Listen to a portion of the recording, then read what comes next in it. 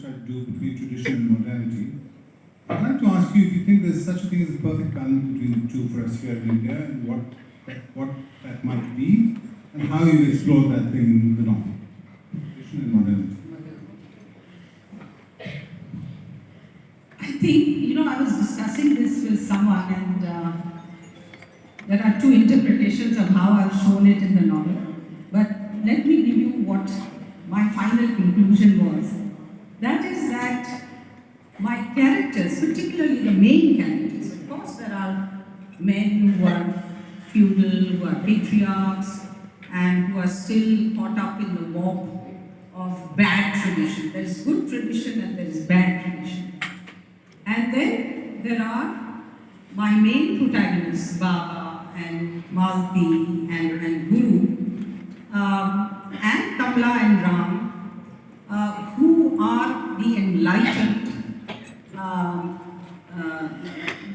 young people who blend the modern, who embrace the modern whilst being self-aware and proud in their Indian skin, and also evocative of their civilizational identity and glory. So I think that's the combination, and I've tried to explore that area, and indeed it deserves even greater exploration, particularly in our times when we are talking no more about colonialism per se, but colonialism of the mind, and how we can surpass that, how we can transcend that. And again, I think this is evolving, we keep on evolving as individuals, as countries, as civilizations. How do we combine the traditional with the modern? And somebody mentioned the term panoptic, and I think that's what would be the ideal equilibrium, the panoptic vision that one can have. Okay, I think we're coming towards the end of the conversation, on to the next stage of the proceedings. But I'd like to ask you how the novel actually came about. I mean, you say that you wrote it in the past few years, but it must have been germinating for a lifetime. Tell us about the process of how you came to write it.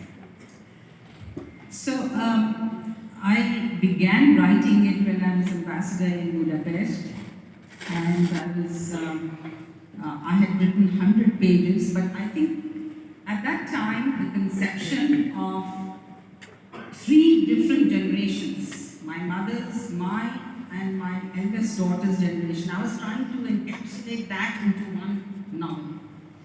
And that was daunting. I gave up after 100 pages.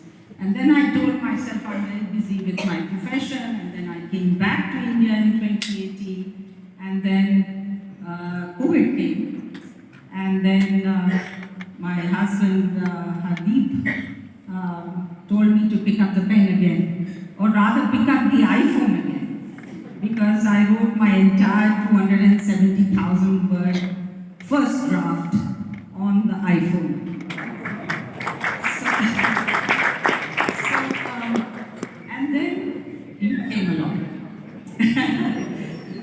In August, I was just looking at all the email exchanges, and then in August, I got a response from you, a positive response from you, saying that this has so many incidents, this has so many characters, so much drama, that it has the makings of a first-rate epic saga. So that meant the world to me. And then, of course, you made some suggestions, which I hope I have lived up to all your suggestions, including dropping the Sutradhar and some of the other aspects of the original draft. And then the chiseling process started. We signed the contract in January, and here we are. Yes, indeed. So, to conclude this stage of the